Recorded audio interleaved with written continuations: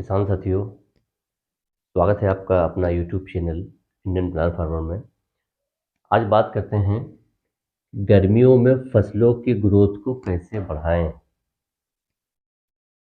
जाड़े के दिनों में अगर फसल की ग्रोथ नहीं बढ़ती है, क्योंकि मौसम उसमें ठंड ज़्यादा होती है, प्रकाश संश्लेषण की क्रिया ठीक से नहीं काम करती है, इसलिए उसकी ग्रोथ नहीं बढ़ती है। लेकिन गर्मियों में तो प्रकाश संश्लेषण की क्रिया भी ठीक रहती है, सब कुछ बढ़िया रहता है। उसके बावजूद भी ग्रोथ फसल की क्यों नहीं बढ़ती है?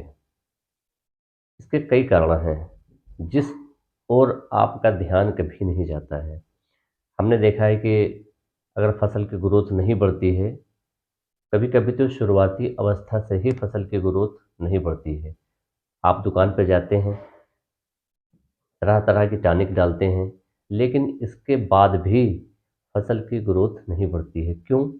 आपको हम बताते हैं। सबसे पहली वजह होती है आपके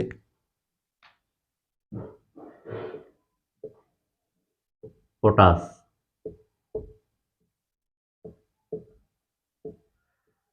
फसलों में पोटास की सबसे ज़्यादा कमी अगर होती है तो उसमें आपकी ग्रोथ नहीं बढ़ेगी और आपका जो फसल है हमेशा कमज़ोर बना रहेगा। वजह ये होता है कि फसलों में पोटास और दूसरा होता है फास्फोरस। फास्फोरस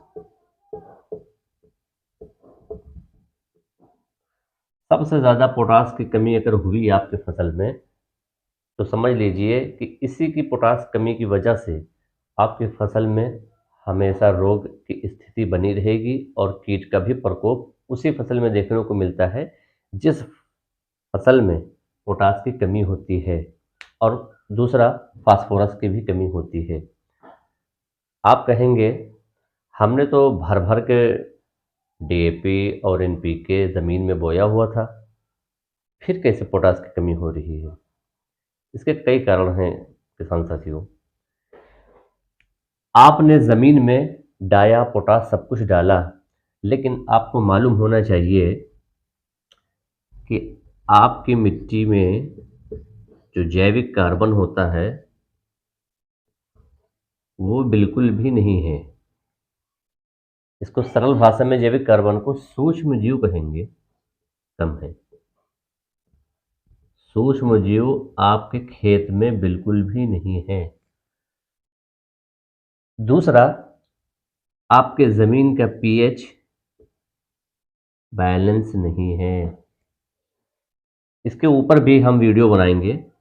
ये आप देख रहे हैं, ये जैविक कार्बन और पीएच के ऊपर भी अगली वीडियो हम बनाएंगे, आने वाले समय में हो सकता है जल्दी बना दें। तो जब आप खेत में जैविक कार्बन की कमी है और पीएच भी इनबैलेंस है, बैलेंस नहीं है पीएच का, आपने जो डाया पोटास सब चीज़ डाला, पौधा पूरी तरह से आपका ग्रहण नहीं कर रहा है। इसीलिए पोटास की कमी जब होती है तो फसलों में आप देखते हैं कि वो ग्रोथ ठीक से नहीं करता है। और हमने देखा है कि पोटास की कमी अगर आपकी हुई तो जड़ों का विकास आपका ठीक तरीके से आपका पौधा कभी नहीं करेगा। और किसान भाई, हमारे पोटास की तरफ ध्यान बिल्कुल नहीं जाता है।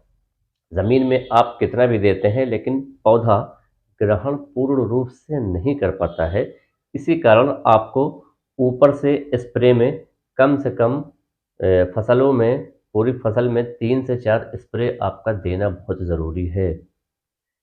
आप अगर पोटास देंगे तो आप देखेंगे कि आपकी फसलों में बीमारियों का प्रकोप ना के बराबर रहेगा। मैं ये नहीं कहता हूँ बीमारी नहीं आएगी, आएगी, कम आएगी। जैसे इंसान के शरीर जब कमज़ोर होता है तभी उसमें रोग ज़्यादा आते हैं।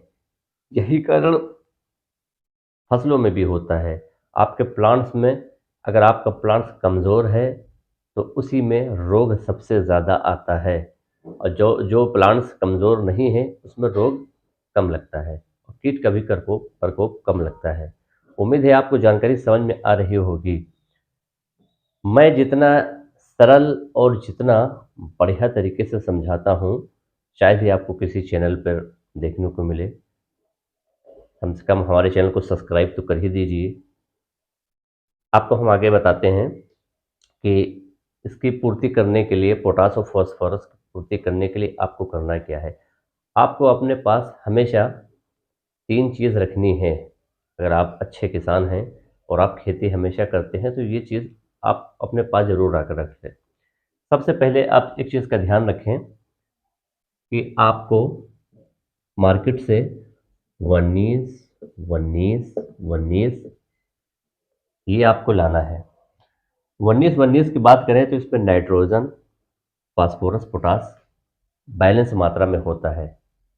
तीनों बिल्कुल बराबर मात्रा में होता है। इसमें नाइट्रोजन, पोटास, फास्फोरस तीनों बराबर मात्रा में होता है। ये फसलों के लिए बहुत ही बढ़िया इसका रिजल्ट आता है। आप इसको शुरुआती अवस्था में पहला स्प्रे लगाएं। जब आपका फसल 15 से 20 दिन का हो, तब आप इसको लगाएंगे तो आप देखेंगे कि आपके पौधे की ग्रोथ बहुत बढ़िया तरीके से होगी। इसकी मात्रा किसान साथियों ध्यान रखना है। अगर आपका पौधा छोटा है तो 3 ग्राम प्रति लीटर आपको लेना है। 3 ग्राम प्रति लीटर। और पौधा अगर बड़ा हो चुका है तो आप 5 ग्राम लगा सकते हैं। 5 ग्राम प्रति लीटर।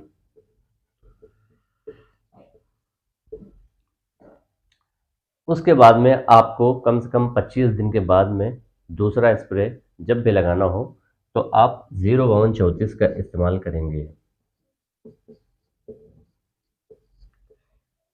इसके अंदर फास्फोरस, पोटास 52% और 34% का बहुत बढ़िया तालमेल मिलाया गया है। इसमें नाइट्रोजन नहीं होता है। इसको आप 5 ग्राम प्रति लीटर के हिसाब से रखेंगे। उसके बाद जब आपका फल फूल तैयार हो, अगर फल बनने की प्रक्रिया अगर फसलों में चालू हो गई हो, कोई भी सब्जी में अगर आपका फल बन रहा हो, तो वहाँ पर आप इस्तेमाल करेंगे 0050। इसके अंदर सिर्फ ओनली पोटासी होता है। जो फल बनाने के समय अगर इसको आप डालेंगे, फल बनने के समय बहुत ही बढ़िया तरीके से आपका फल देखेंगे कि डेवलप करेगा, यानी कि उसको बढ़ाएगा, मेंटेन करेगा और बहुत लाजवाब काम करता है। इसकी मात्रा भी 5 ग्राम प्रति लीटर के हिसाब से आप रखेंगे। 5 ग्राम पर लीटर के हिसाब से। इस इन चीज़ों का लोग हम देखते हैं इस्तेमाल नहीं करते हैं।